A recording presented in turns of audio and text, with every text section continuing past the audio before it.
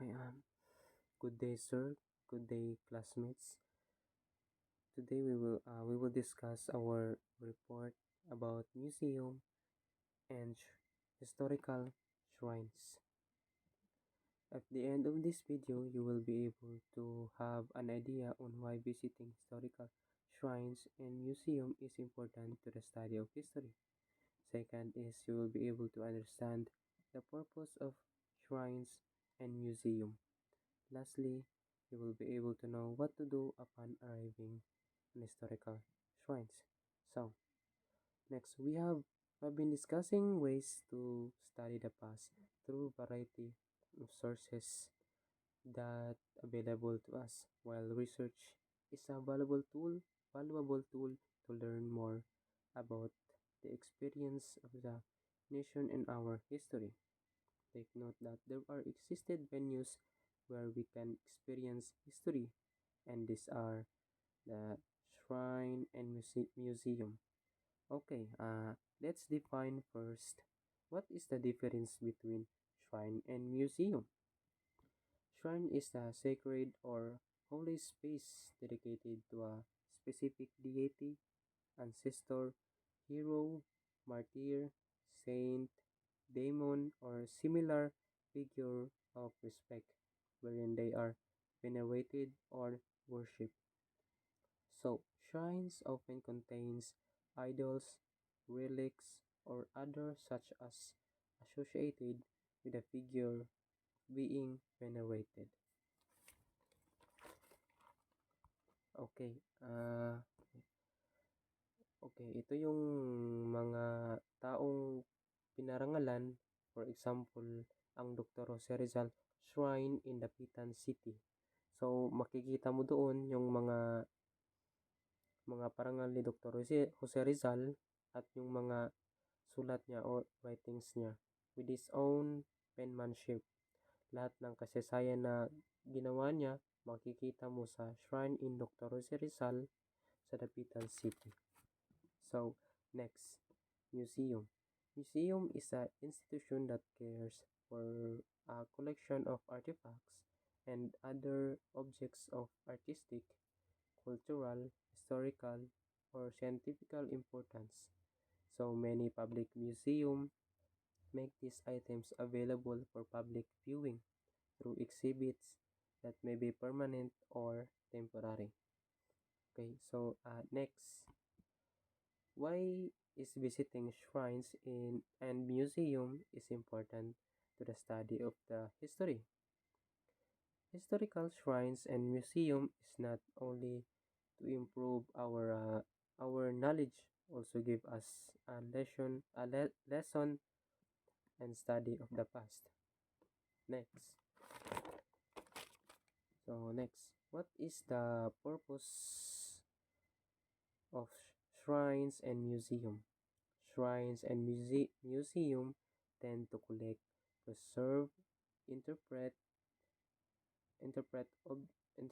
display object artistic, cultural, and specific significance for the education of the public. Sila yung sila to ang nagki-keep or nagko-collect, nag-preserve sa mga bagay-bagay, artifacts, artistic or scientific tool na may significance sa ating edukasyon para sa publiko at para sa bayan. Okay, take note that shrines and museum represent the pieces of the past. Ang mga lugar na ito ay para sa kasaysayan ng pamumuhay na nabibigay sa atin ng tiyak na otoridad at pagkakatiwalaan sa maaring makaapekto sa paraan ng pagtingin natin sa nakaraan. Through interacting with artifacts such as World War II rifles and clothes of a Filipino, example na isa sir, Filipino hero, we can better imagine the mere letter and words we read is Sa madaling salita, batay sa mga lumang batay lamang sa madaling salita, sa mga sulat lamang ng mga lumang monumento at gusali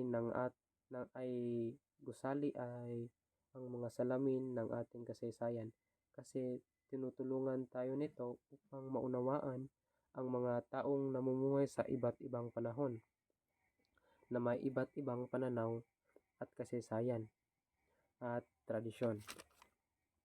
So next, historical shrine and museum serve as portal of a past. Okay, when you are visiting in shrine or museum, you need to prepare or have preparation, and you must read the background of the place you will visit. Kasi upang malaman mo kung ano ang aasahan at mailalagay mo ang kahalagahan ng lugar ng iyong bibisitahin sa National Historical Narrative. Okay, next.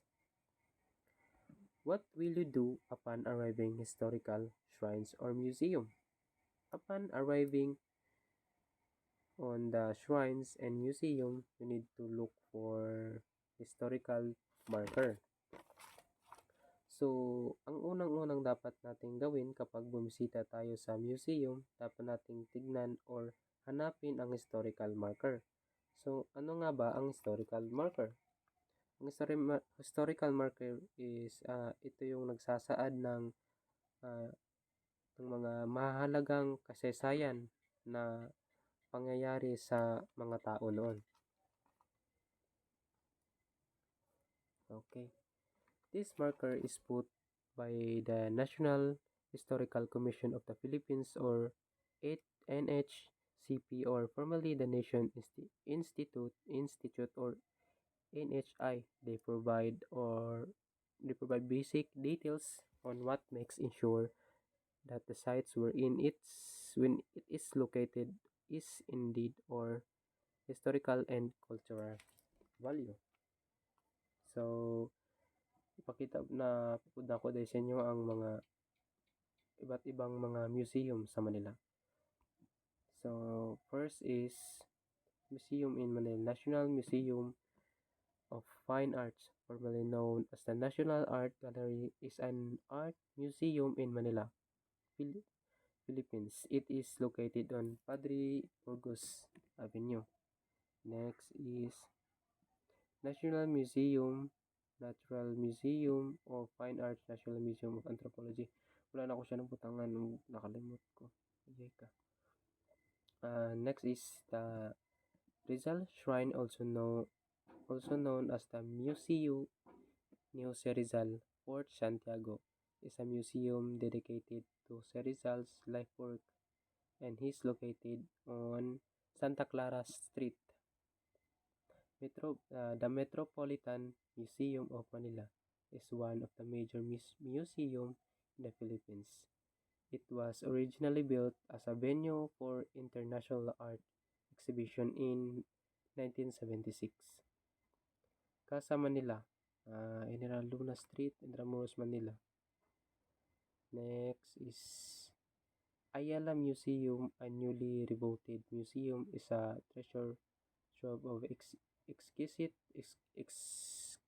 artifacts from different eras of the Philippines, located at Makati Avenue, corner de la Rosa Street.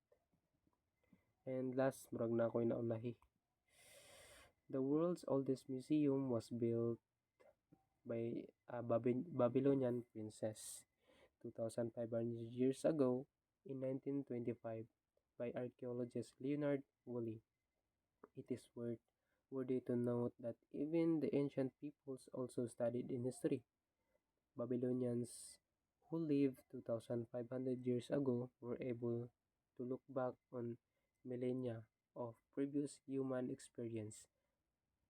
It is said that Museum of Princess Inigali was so remarkable because sa iyahang mga collection and contained wonders and artifacts that were very ancient.